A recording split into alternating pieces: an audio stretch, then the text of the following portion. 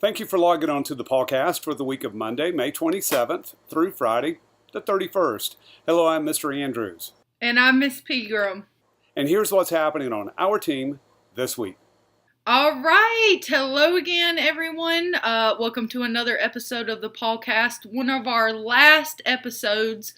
Wow, has this year flown by.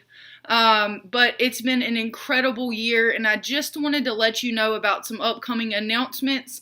Of course, EOGs are next week. Everybody will be taking their reading EOG on Wednesday and math on Thursday, and then the classes will be taking science the following week. So we'll let you know more about that. I believe that Pegram takes it on the 4th and Andrews takes it on the June the 5th. That's science, but everybody will be taking reading next Wednesday and math next Thursday. So gear up for that, get ready for that. All I really have to say, students, is that you have worked so hard all year long, and this is really your opportunity to show us what you got. I don't ever want you to think that a test defines you. But, this is important, and this is a part of our schooling, and we want you to go out there and give it your best. Be prepared, get a good night's rest, eat a good breakfast the morning of. If you wear glasses, make sure you wear those. If you take any medications, make sure that you have those and that we are prepared and ready to go. Mr. Andrews and myself are so proud of you guys, and to watch you from day one until now, and to see how much you've grown as students, but even as just people, it has really been amazing. And I really hope that you guys have learned as much from us as we have of you. So parents, thank you so much. There's no way that we can do it without you guys. You are the backbone, the triangle, as Mr. Andrews and I like to call it, students, teachers, and parents. It doesn't work without those 3 points. So thank you, students. Thank you, parents, for a wonderful year. All right. Also, the pictures that you are going to see are from our Civil War project.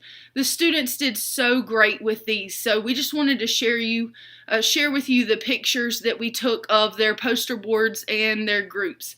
Unfortunately, we weren't able to get videos, but the pictures really let you see what they did, and they did a really, really great job. Hopefully, I will have all of those grades in by this Friday, and we'll let you know what you made and get those home to you.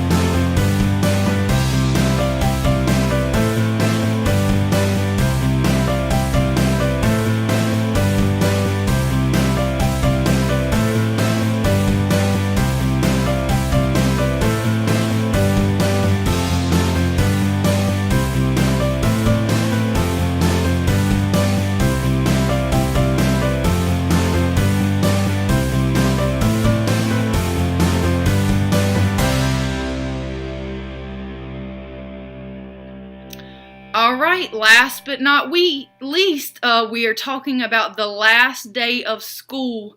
Wow, it's coming up fast. It is going to be June the 10th, Monday, June the 10th. They did change it to the 11th and then switched it back. So make sure that you're aware of that. Monday, June the 10th is the last day of school. Let's remind everybody to bring home jackets and coats and water bottles, anything that they might have left at school up until this point. If not, it goes into our lost and found and then goes to the Salvation Army. So let's just remember to get all that stuff before you go home. Also, if you know that your child will not be there the last day of school, go ahead and send in an envelope already addressed and with a stamp on it, and we can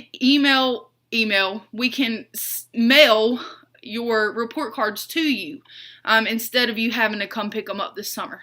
So just those last couple reminders. Thanks again so much, guys, for an incredible year, and we hope to see everyone on the graduation June 6th at 9 a.m. So looking forward to that. It's coming up in less than 2 weeks, so everybody get ready, get rested. Let's finish out strong. Well, during the math portion of our school week, we're going to have Tuesday for one more day of review. We are going to concentrate on our gridded response problems again.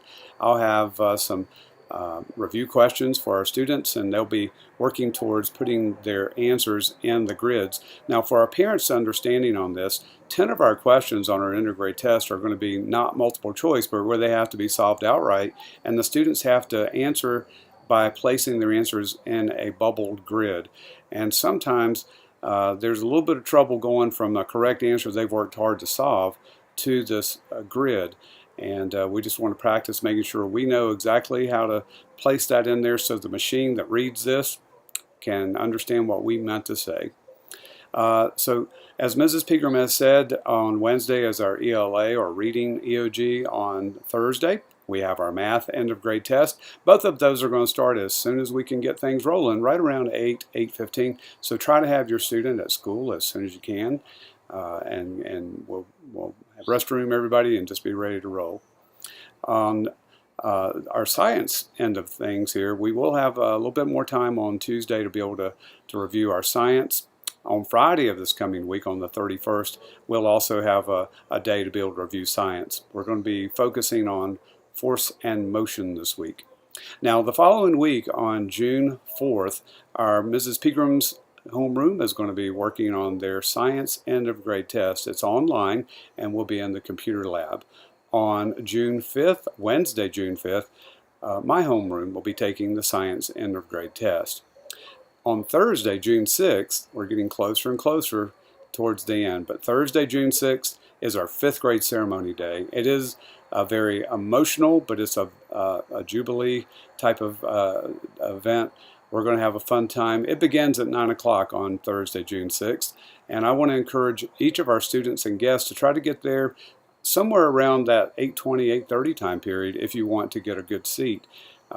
Our students are going to be put on display for you on several different fronts, but all of them get honored and walk across our stage. They have various awards that they're going to be receiving, and then Mrs. Dumon's working on our program for our parents and guests as well.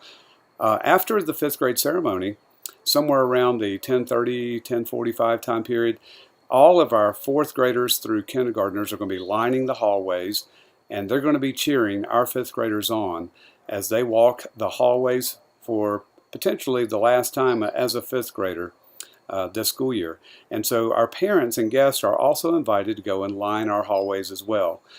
Dr. Richmond will hold our students up until our parents have had a chance to walk out, get your place. It's a wonderful time for videoing and taking photos as your child walks by.